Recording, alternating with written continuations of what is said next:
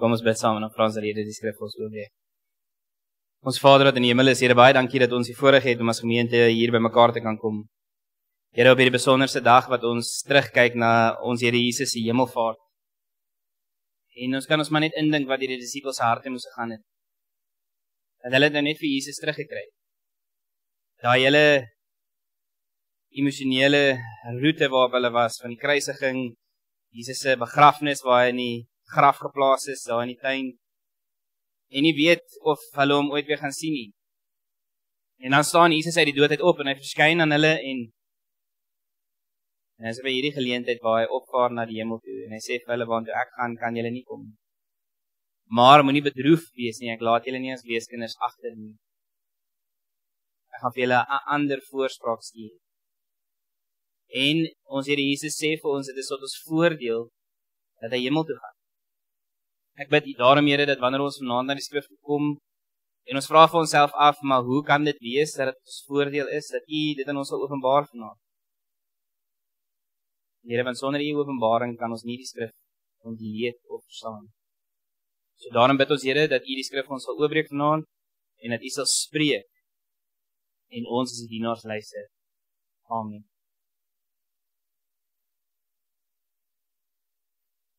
So geliefdes, ek net vir julle so 'n bietjie konteks gee oor waar mense dan nou in Openbaring is. En julle weet dat die Openbaring is geskryf deur Johannes 'n klompie jare na die opstanding, toe hy gestuur is in ballingskap in, dat hy op die eiland Patmos moet gaan vertoef. En die rede vir dit is dat hulle hom gewaarsku het om op te hou preek. Hy moet ophou mense vertel van Christus se opstanding uit die doodheid, en hulle het probeer om hom op die einde dood te maak. En tog, te midde van dit alles, en ten spyte van dit alles, het hy nie stil gebly. En toe verban hulle hom, Patmos.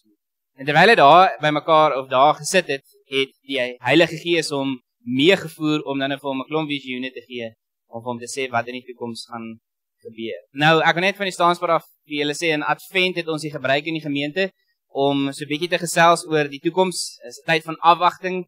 En ons is nie meer in afwagting van Christus se eerste koms nie, ons verstaan dit. Dit is in die Bybel aan ons geopenbaar wat sy eerste koms vir my en vir jou beteken. Ek en jy wag vir Christus se wederkoms.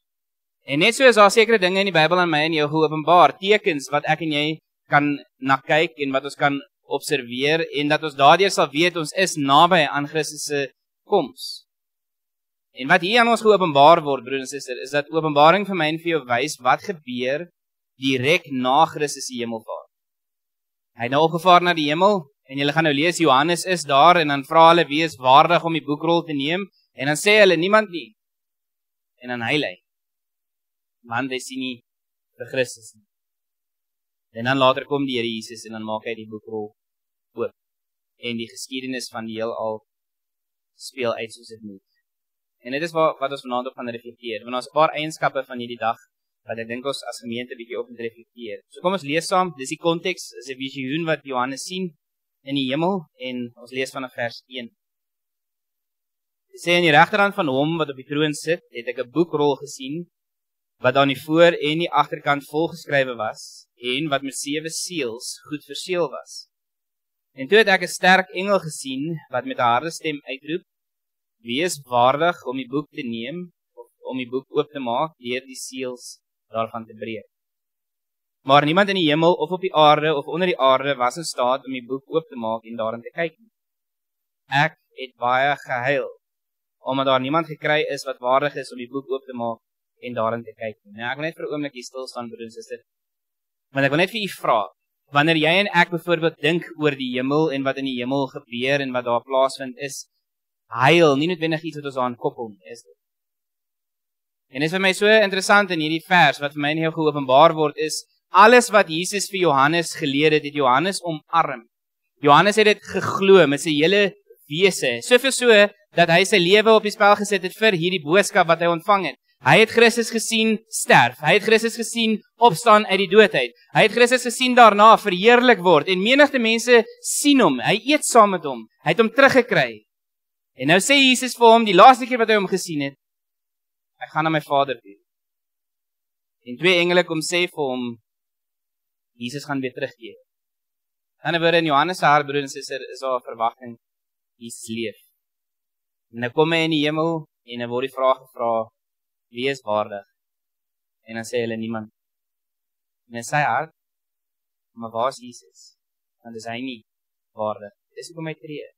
Maar die vraag vir almal van ons vanaand hierdie teenwoordig is ons soos Johannes in hierdie moment, waar ons dit regtig omarm het, wat die evangelie aan my en jou openbaar. Glo ons dit met ons hele wese. As geskiedenis, wat uitgespeel. Jesus is gekruisig. Jesus is begrawe.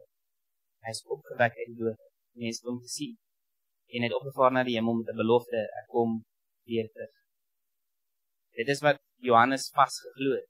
Daarom hy lê. Vers 5. Toe sê een van die ouderlinge vir my, moenie huil nie, want kyk, die leeu uit die stam van Juda, die afstammeling van Dawid, het die oorwinning behaal en kan die boek met die 7 seels oopmaak. En toe het ek voor die troon wat omring was deur die 4 lewende wesens, tussen die troon en die ouderlinge, 'n lam sien staan, die een wat geslag was. En hy het 7 horings en 7 oë gehad. Die 7 oë is die 7 geeste van God, wat oor die hele aarde uitgestuur is. En hy het toe gegaan en die boek ontvang uit die regterhand van hom wat op die troon sit. En net toe die lam die boek neem, het die 4 lewende wesens en die 24 ouderlinge voor hom gekniel. Elkeen van hulle het 'n sieter gehad en 'n goue bak vol wierook, die gebede van die gelowiges. Nou ek wil net nie ons met hier verby hardloop nie. Hier is my so 'n kragtige beeld, broer en suster, want waartoe gaan my en jou gebede? Wat gebeur met my en jou gebede? Hier is 'n pragtige beeld wat sê, dit word voor die troon van God geberg. En dit is 'n wierook, 'n bak van wierook. So dit gee vir God 'n aangename geur, 'n reuk. So ek wil hê jy moet daardeur sien vanaand, is nog nie die hoofpunte wat ek wil maak nie. Maar net ek wil jou bemoedig om vir jou te sê, moenie die krag van gebed onderskat. Wanneer ons in gebed tree, dan tree ons in die troonkamer in van God. Dit is wat Jesus vir ons bewerkstellig het. En dis kragtig. Julle sien dit, vers 9.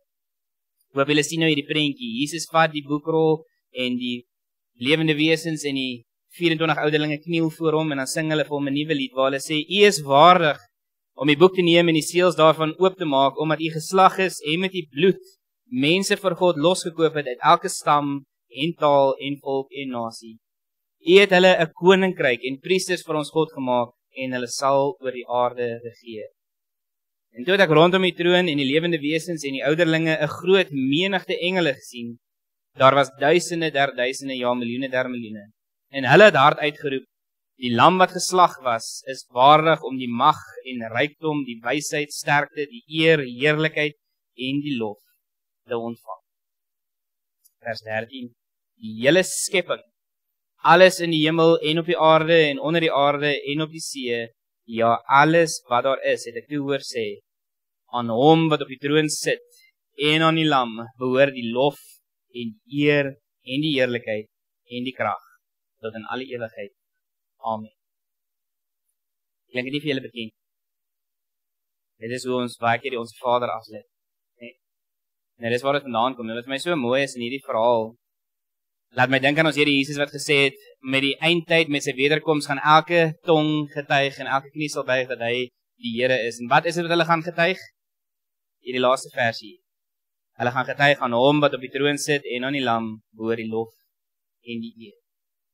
So, vers 14, die 4 lewende wesens het gesê, Amen, en die ouderlinge het gekniel en hulle het God aanbid. Net so ver. So gemeente, ek het 'n paar goed voorberei wat ek vanaand aan julle toe wil bring. Wat ek dink belangrik is vir ons om 'n bietjie oor te gesels. En ek wil net vir julle 'n vraag gee as ons begin vanaand. En ek gaan vir julle so 'n paar minute gee om net daaraan te dink en daaraan te kou. Die vraag vanaand is, wat beteken dit vir ons dat Jesus nie meer fisies by ons is nie? Watter impak het dit op my en jou disipelskap, op my en jou volgelingskap van ons Here Jesus Christus, dat hy nie fisies meer by my en jou is? Dis die eerste vraag.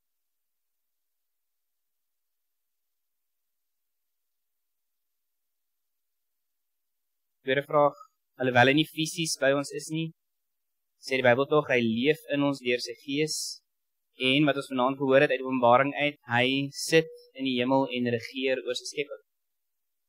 Watter impak het dit op my en jou geloofslewe, al voel dit vir my en vir jou soms as die Here ver is? Watter impak het dit op my en jou lewe, al voel ons asof hy ver is.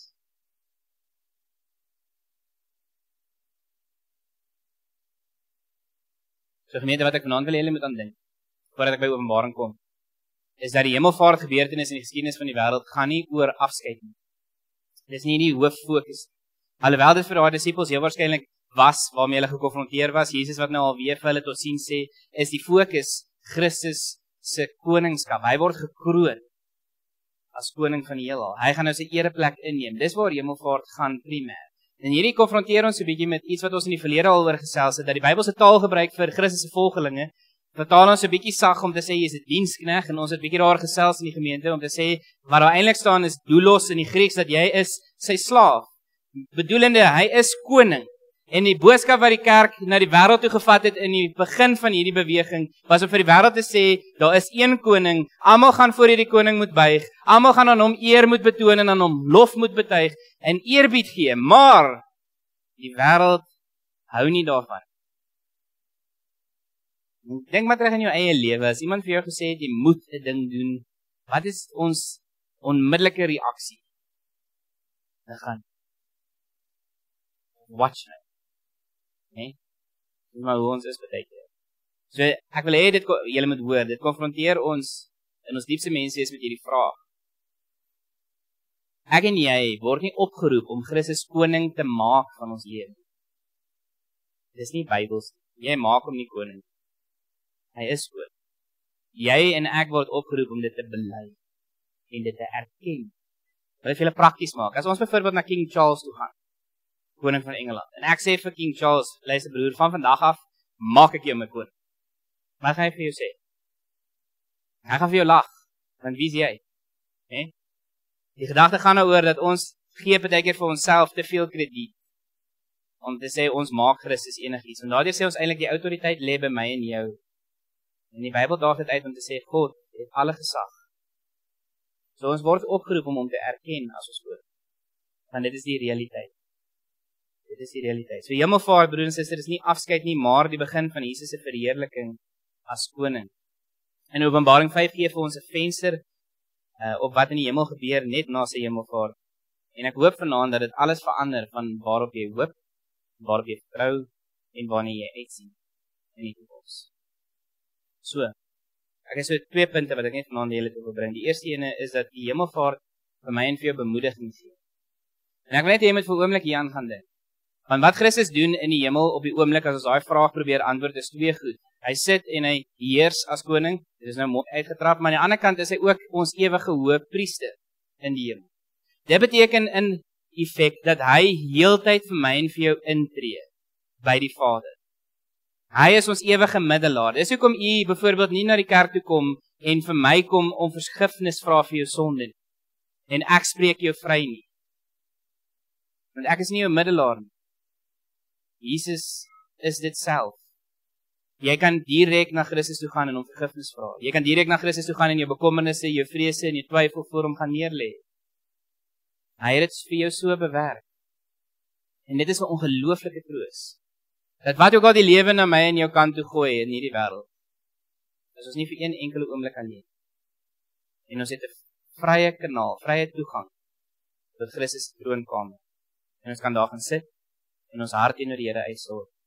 En hy luister na ons. Dit is bemoediging, broer en suster. So, aan die een kant is hy koning, wat heers oor sy skepping, maar aan die ander kant is hy ook ons ewige hoëpriester, wat vir my en vir jou intree. So, my en jou toekoms is seker. Dis wat ek wil hê julle moet hoor vanaand. Al gebeur daar dinge in hierdie wêreld en op die oomblik, polities, wat die wêreld vir ons baie onstabiel laat voorkom. En ons oorloë wat heeltyd uitbreek en ons sprake van oorloë en ons president was nou in die Withuis en allerlei sulke dinge. Broer en suster, die koning wat ek en jy aanbid, is nie in 'n politieke party te vind nie.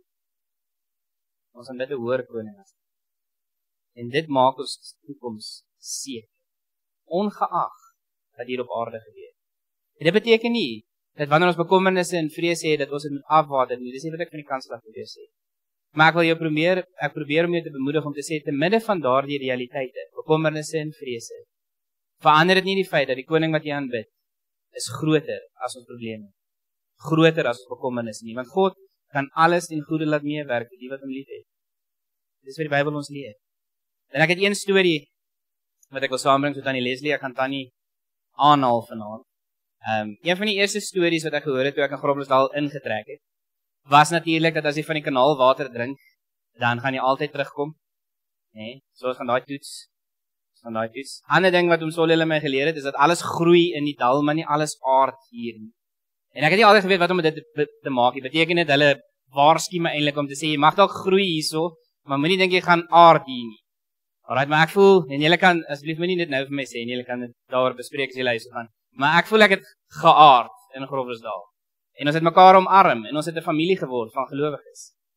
En dit was special. En dit laat my dink, ek het nog nooit in die 5 jaar wat ek in hierdie gemeenskap gewerk en gebly het, 'n leedam gesien. Elke jaar het die Loskopdam ons lewensaar oorgeloop. Elke jaar. Maar dit was nie altyd so. En Solly het my een keer by die damwal het ons daar gestaan, en die dam was 6%, as ek reg onthou Solly, 6%, en Solly sê, jene, hy weet nie wat die toekoms in het. Jy sien, omstandighede, hè. Ons kyk in dit vas.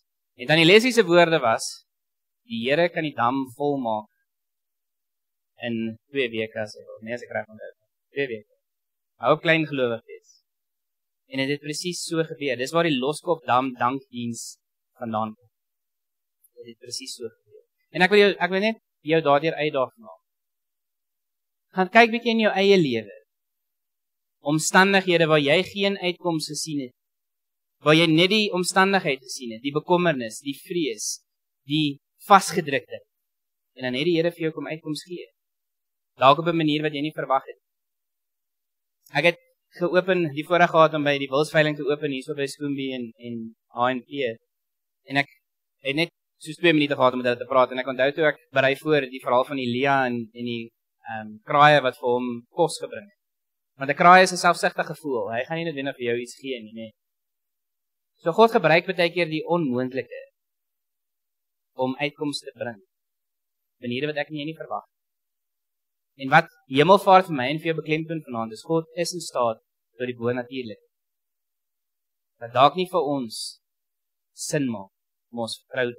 Ons glo dit, want ons het dit ook al beleef, né? Ek twyfel baie sterk dat daar enige iemand is wat hulle vertrou in Jesus plaas wat nog nooit 'n wonderwerk beleef. Né? Almal van ons kan dit getuig. Hoe sit dit? Dis wat die Hemelvaart vir my en vir jou bevestig. Dit gee ons troos, dit maak ons seker van ons toekoms. Dit gee vir ons hoop, want ons toekoms is in die hande van die lam wat geslag is en nou regeer. Dit is nie in die hande van enigiemand anders nie, al dink hulle dit is. My hande is in my lewe is in sy hand. Nee? Ons roeping dis vandag, as Hemelvaart bemoedig ons om as burgers van Jesus se koninkryk te leef, met vertroue op sy heerskappy, selfs in moeilike tye. Ons getuienis, ons diens, ons gebede maak saak, dit maak 'n verskil. En ons dien die koning wat reeds oorwin het. Onthou julle toe Jesus sê, die wêreld gaan julle haat, maar hou moed, want ek het reeds die wêreld oorwin. Dit is ons identiteit. Ons gaan nie noodwendig altyd vriendskap hê met die wêreld nie, want die wêreld gaan teen ons draai. As hulle Jesus gekruisig het, my vrou herinner my baie daaraan as ek mismoedig raak in die bediening, omdat mense lelik is of mense jou seer maak of wat ek al, en sê, Julian, as Jesus dit nie kon regkry om almal tevrede te hou nie, wat het jy dink jy gaan? Nee. En daar is my ego so 'n bietjie uit, net. Wie dink jy is jy? Julle hoor wat ek julle lees. Christus, broer en suster, is vir ons die ideale voorbeeld. Ideale voorbeeld van volkome vertroue op dit wat die Vader vir ons wil. Want dit is op die ou einde goed. Dit is op die ou einde goed. Ons vertrou dit. So, dit wat ons doen in hierdie gemeente maak saak. Daarom het ons hierdie slag spreek, maak die koninkryk sigbaar. En soos julle gesien het in die liedere vanaand, ons aanbid 'n koning. Ons erken hom as koning en ons wil sy koninkryk sigbaar maak. Ons het 'n roeping op ons lewe om dit te gaan uitstraal. Ons gebede, ons diensbaarheid, ons uitreik, alles wat ons doen, broer en suster, gaan tog oor God. En nie vir 'n enkele oomblik oor ons. Maar ons word verryk daardeur. Ons geloof word verdiep daardeur, versterk daardeur. Laaste ding wat ek vanaand na julle toe wil bring, is praktiese toepassings van wat is die invloed wat dit op ons lewe het. So dit beteken, ek het dit so mooi probeer vasvat om te sê prakties beteken dit dat ek en jy kan lewe met 'n toekomsverwagting. Toekomshoop. So in tye van onsekerheid, persoonlik, nasionaal, internasionaal, uitdagings herinner Hemelvaart ons dat Jesus op die troon is en daarom is niks buite sy beheer. Selfs die staat, broers en susters, sê die Bybel vir ons in Romeine 13 is 'n amp van die kerk, sodat die kerk God in vrede kan aanbid. So wêreldleiers gaan aan God verantwoording doen vir die gesag wat hy vir hulle gegee het en hulle misbruik daar. Dis 'n Bybelse beginsel. Dis 'n Bybelse beginsel. So Openbaring 5 nooi ons elkeen vanaand om saam met die hemelse engele te sing, waardig is die Lam. Hy wat geslag is en hy wat opgewek is uit die dood en nou heers oor sy skepping. Ons aanbidding versterk ons geloof en ons hoop. So ek gee vir julle uitnodiging vanaand om julle bekommernisse en julle vrese by Jesus, die ewige koning, neer te lê. En ek moedig julle aan om te bid vir mekaar, vir jou eggenoot, jou kinders, wat ook al die lewe oor jou pad bring. Vat dit na die Here. Praat met hom nou en eerlik. Jy verstaan nie, jy is kwaad, jy is omgekrap, jy is hartseer, jy is hartsgebroken. Die Here kan dit vat. Die Here kan dit vat. Laastens wil ek afsluit. Deur net vir julle te sê,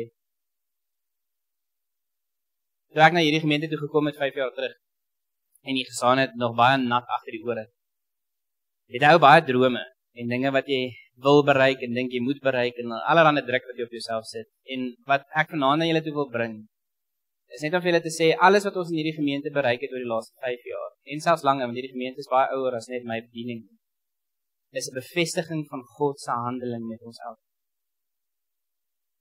Is 'n bevestiging van God se handeling in ons lewe en gemeenskap. En mag julle nie dit miskyk vir een enkele sekonde. Hier kom nou mense by ons kuier, kom Dirk, gaan Sondag op die kansel wees, bid saam met sy gesin, om te vra, is julle die gemeente saam met wie hy die pad vorentoe moet stap? Is hy die dominee saam met wie hulle die pad moet stap? As Dylan die 15de kom, dieselfde. God, broer en suster, bly koning. Hy is die Heer van die heersers. Hy is die koning van konings. Hy is hoof van sy kerk. Mag julle dit onthou. Dit is wat ons vier vandag. En dit gee vir my ongelooflike troos en bemoediging. Wat ook al gebeur, niks kan dit verander. Nie eens die dood. Kom ons bid.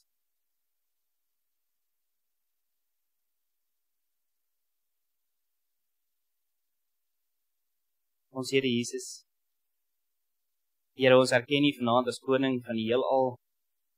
Ons bely, Here, dat ons U onderdane is en ons dank U dat U ons losgekoop het deur die kosbare bloed.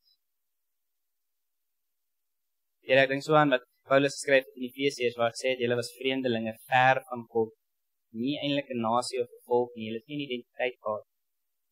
Maar nou is julle nie meer ver nie, julle is nou deel van die huisgesin van God. Ons is aangeneem deur die Vader. En dit, ons Here Jesus, deur U verlossingswerk. Vader, ek bid vir elke persoon wat vanaand hier teenwoordig is en vir almal van hulle wat by die huis gaan luister op YouTube later. Ek bid Here dat ons versterk sal word deur momente soos hierdie, waar ons saam met die kerk wêreldwyd die hemelvaart van ons Here Jesus Christus herdenk. En dat ons onsself daardeur herinner dat Jesus op die troon sit. En hy is nie hierdie maklammetjie wat ons baie keer om as uitbeeld nie, maar hy is die leeu van Juda. Hy is koning, wat gaan kom om te oordeel, die wat nog lewe en die wat reeds gestorwe het.